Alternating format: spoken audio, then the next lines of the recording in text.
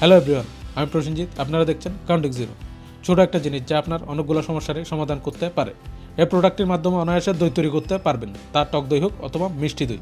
ঠিকঠাক যদি process follow করেন সেক্ষেত্রে বাজারের থেকে অনেক কম দামে আপনি দই তৈরি করতে পারবেন।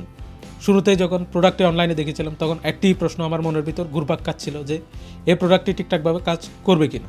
এরপর এটিকে আমি অর্ডার করলাম, এরপর নিজেই ব্যবহার করে দেখেছি। এক্ষেত্রে আমি এক কথায় উত্তর দিতে পারি, হ্যাঁ ভাই, প্রোডাক্টটি ঠিকঠাকভাবেই কাজ করবে। আমার কাছে এই মুহূর্তে 1 লিটারের দই মেকারটি রয়েছে, যার ভেতরে একটি স্টেনলেস স্টিলের বাটি পেয়ে যাবেন, যা কভার করার জন্য একটি ঢাকনি রয়েছে। এছাড়াও সম্পূর্ণ দই মেকারটি কভার করার জন্য আরও একটি ঢাকনি রয়েছে।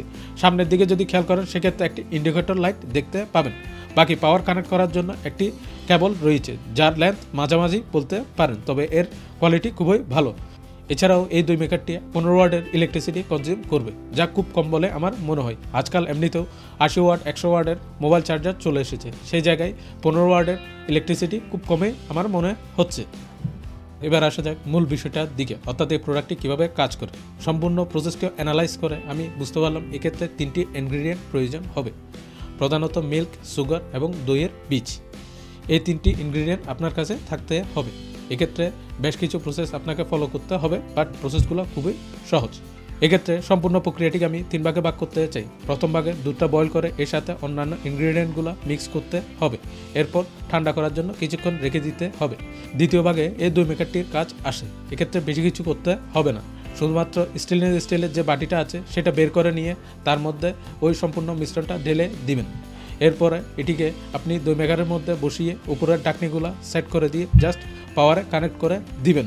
তৃতীয় ভাগে দইটি তৈরি হয়ে গেলে স্টিলের যে বাটিটি রয়েছে সেটিকে বাইরে এনে রাখতে হবে।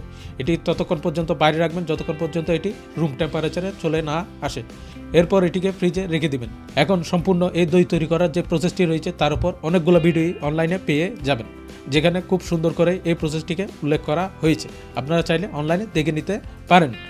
এবার এন্ড রেজাল্টের কথা যদি বলি, অর্থাৎ যে কিউরিসিটিটা আমার ছিল এই প্রোডাক্টটা দিয়ে বাজারের দইয়ের মতো ঘন দই তৈরি করা যাবে কিনা, এক্ষেত্রে আমি বলবো হ্যাঁ, এটা দিয়ে ঘন দই তৈরি করতে পারবেন।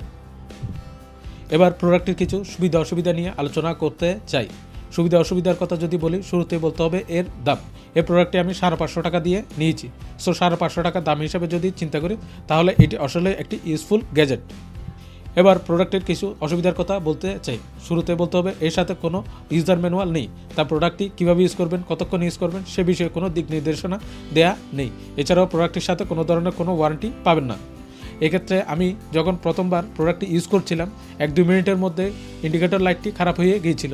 সেক্ষেত্রে আমি মনে করছিলাম প্রোডাক্টটা বোধহয় খারাপই, কিন্তু পরে দেখলাম কাজ করছে।